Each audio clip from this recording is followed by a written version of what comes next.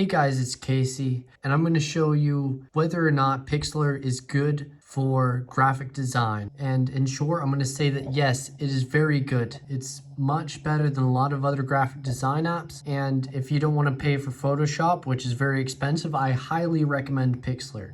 So starting out, you've got 5 different options, and the main options that you're going to use are going to be the Pixlr editor on the left and the Pixlr Express next to the Pixlr editor on the left. So we'll go to the Pixlr editor first. Using Pixlr, I managed to make this thumbnail here, which I'm going to be using for this video. I'm going to show you how I made this thumbnail. What I first did is I took a screenshot of these images here. It says in the Pixlr editor, Pixlr Express, and so on. I took a screenshot of these images and then I brought them into the Pixlr editor so that I could start with this right here in the middle. And then I used the shape tool right here on the left, and I went here and I made a little border right here. And then you go to the top, I made it into all black, and then I aligned this shape with the image, and I pressed Control C, then Control V so that I could make another image, and I aligned it with this image. And then I added the background using the shape tool once again to add a whole background. And then I go on the right where it says layers, and I brought this layer all the way to the bottom. So I gotta go to the top left so I can move it. And I brought it all the way to the bottom so it's in the background. And I go back to the shape tool, I click on the color, and then I went to gradient, and I selected this gradient. Now, I didn't want this exact color, so I clicked on this little bit on the left, which is gray. I deleted it, and then I moved this one here in the middle, and I moved it all the way to the left. And then I clicked on the black one on the right. I changed the color. I went to the blue, and I changed it to more of a light blue. And I made it look something like this. It's not the exact same as the thumbnail that I showed you, but this is just an example. And then I went to the text on the left, a little T. I click on the text, and then I click on the image and it asks me if I want to add a new text layer. So I click add, and then it provides me with this text. And so now with this text, I'm going to write, is Pixlr right for you? ? I'm going to take this text, move it to the top, right about here. We'll change the color to white. Looks much better on that blue background. And then I'm going to go to where it says font, top left. I'm going to use a font that I like to use a lot. It's called Daddy Day. It's very clean, very simple, and bold, so it pops out more. So now I'm going to make these into 2 spots, and actually I'm going to take out the word right, just make it shorter, is Pixlr for you.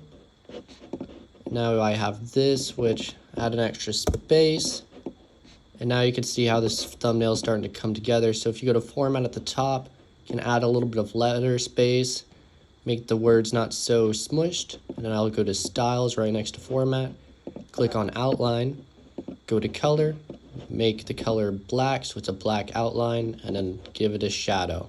You can already see it looks much better.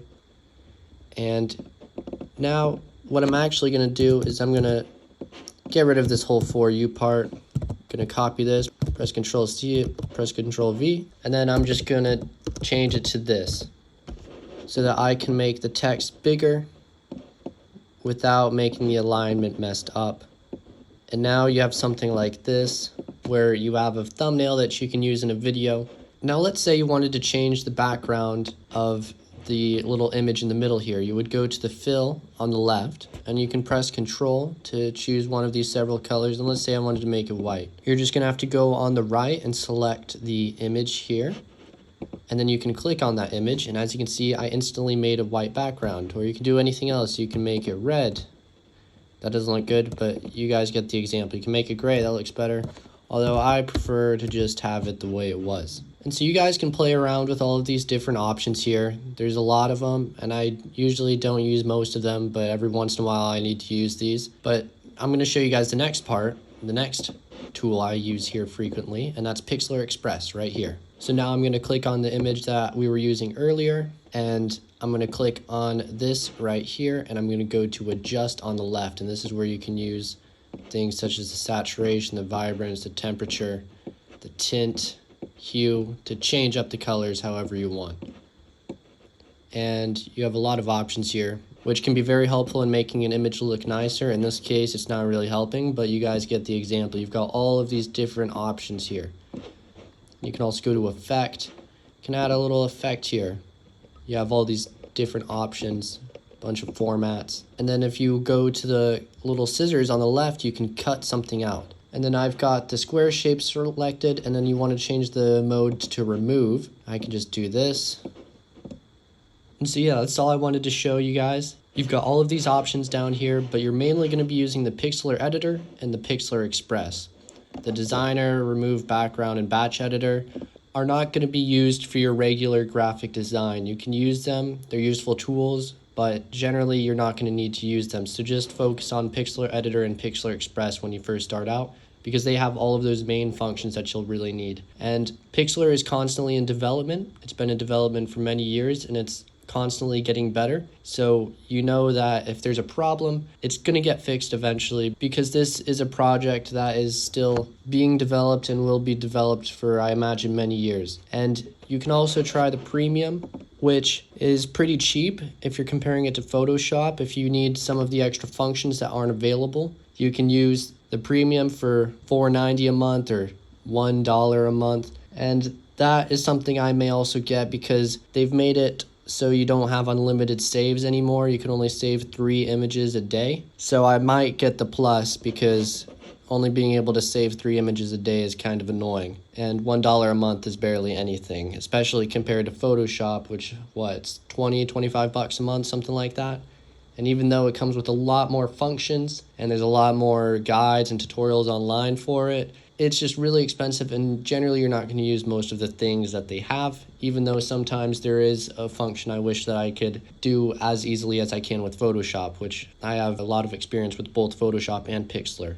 But yeah, that's going to be it for this video. So if you enjoyed it, feel free to like, comment, subscribe. Tell me about your experience with Photoshop or Pixlr, and whether or not Pixlr is a good substitute, at least for most people, because once again, way cheaper, has a lot of functions.